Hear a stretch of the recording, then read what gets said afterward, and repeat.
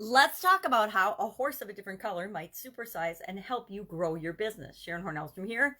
And this is actually a magic wand that I got from the Judy Garland Museum in northern Minnesota with my mother and my sister this summer. Also, my little Wicked Witch of the West.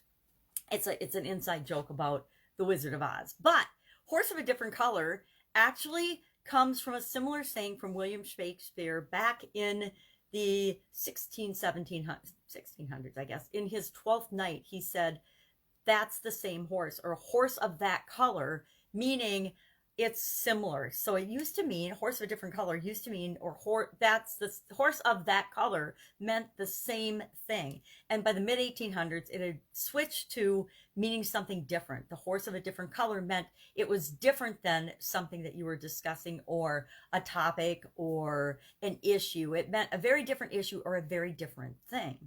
In 1939, the movie The Wizard of Oz came out, and in it, they literally had a horse of a different color, a color changing horse in that movie, drawing a carriage that was actually a gift to Abraham Lincoln in 1863.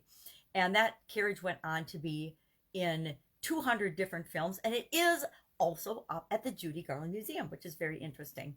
But I got some fun treasures for my granddaughter when we went to the museum. She wasn't with us, so I thought, oh, these are some things that she would like. And what little girl doesn't like a flashing, if you can see it, flashes colors, magic wand? So she really likes this.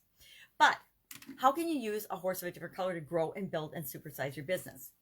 Well, number one, I learned a whole lot of interesting fun facts about horses today that I didn't really know about the colors that they can see and the colors that they can't. They can actually see blues and yellows, but they are pretty much red and green colorblind, so they don't see red and green. And there was information about what color floors they like or what color floors irritate them, which I also found interesting.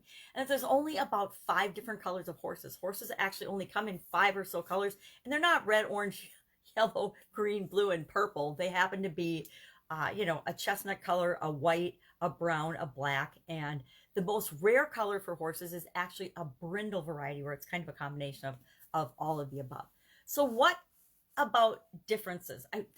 This idiom actually reminded me of the olden days when I was in school, and our teachers would ask us to compare and contrast this and that. They would give us a couple of things or maybe more than 2 things, and they would say, now, as an essay question, compare and contrast this, which meant, what are the similarities between these things and what are the differences between these things? And so that is a good way of looking at this particular expression.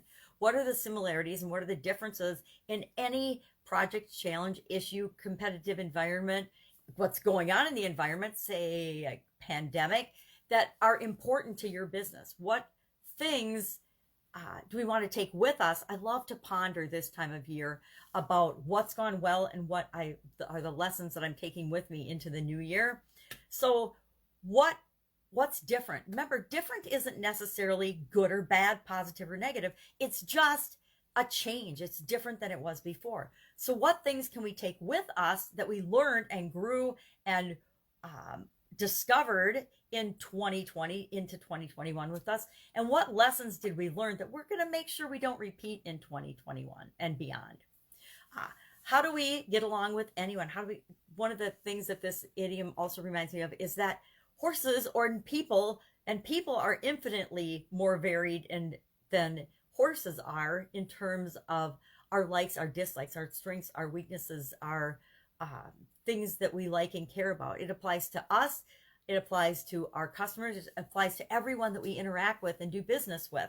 So how do we get along with anyone? I learned this secret, and I probably learned it as a kid, but more so it was reinforced when I had my first job out of college. My first job out of college, my boss's boss couldn't stand me. She couldn't stand me. And I needed to find a way to survive in that environment and get along if I was going to advance my career. And so I had to ask myself, not, why does she not like me, but how can I build a bridge between her not liking me and create a situation where we can work well together, even if she hates my guts? And I realized that if I focused on her strengths, the things that she was really good at, the things I could learn from her in that environment, and the gifts and the things that she brought to the organization, then I could work with her. And I discovered that you can use that to work with anyone, anybody that you seem the most distant from in terms of ideology and things. If you talk to somebody, if you listen to them, if you have conversations with them, there's always common ground. We are all, after all, human beings. And at some level, there are things that we have in common. And if you can discover those things and build on those things, find things that they do really well that you respect and are like, oh my gosh, I wish I could speak like that person. I wish I could write like Joe. I wish I could. And then not just wish, but say, and have conversations with them. How did you get to be such a great writer? How did you get to be such a great speaker, Jill? And learn from them. Even if you don't get along with people, there's always that common ground. And if you respect and appreciate what you can about them, all of a sudden you realize that more and more things you'll discover to respect and appreciate about them. And then my favorite thing about this expression is, of course, to remind us to be ourselves, to stand out, to remember that we don't want to be like everybody else. We want to differentiate ourselves. We want people to know what they can come to us for and how we can serve them with products and services to the best of our ability and in ways that are best for them.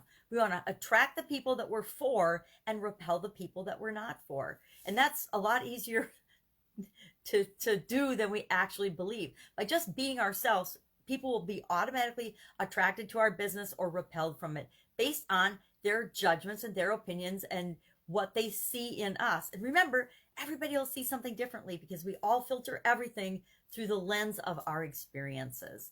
So love to know what your experience has been with this particular saying, horse of a different color, and with dealing with differences and challenges and things like that in your life. Share in the comments below.